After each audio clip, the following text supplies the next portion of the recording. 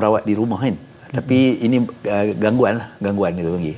Satu tempat ni memanglah kawasan tu pun kalau saya kata kalau kita kena baca sejarah kawasan tu juga, saya kata. Okey, baca sejarah kawasan tu.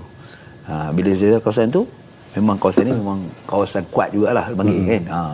Tu wallahu alam. Baik. Itu tadi mesej yang cuba disampaikan secara umum dan juga terus kepada mereka yang berada dalam situasi tersebut. Dan mungkin saya boleh tanya sikit soalan yang mungkin agak sensitif, tapi saya rasa perlu tahu berkenaan dengan ini. Bagi Ustaz Ali sendiri sebagai seorang perawat, Ustaz sendiri kalau contoh jumpa di orang awam, adakah sebagai seorang perawat ni dia boleh tengok secara direct seseorang ini, oh dia pakai saka ni, oh dia pakai susuk ni? Orang awam mungkin susah, tapi kalau sebagai seorang perawat, bagaimana Ustaz Ali? Dia sebenarnya kita nak cerita orang boleh nampak tanda-tanda ni kalau Allah buka, itu kita kata. Jika Allah membenarkan kita melihat. Itu saya kata pernah kan suami isteri ni dia bergaduh. Tapi kena sihir. Dia kena sihir. Okey.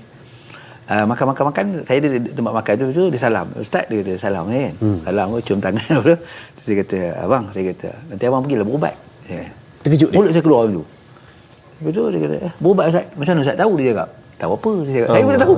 Tapi mulut keluar kan. Saya pun tak tahu, saya kata. Dia kata, saya tak apalah, nanti kita calling. Dia cakap, tak apa, call je. WhatsApp pun tak apa, dia kata kan. Ada nombor kan? Ada, nanti dia WhatsApp. Ustaz tengok macam mana ya? Dia kata. Macam mana Ustaz tengok? Tadi saya makan sebelah Ustaz tu, macam mana Ustaz tengok? Dia kata. Saya kata, saya tengok situasi tu macam orang makan selalunya gembira, saya kata. Tapi suasana ni memang tak gembira, saya kata. Menung je.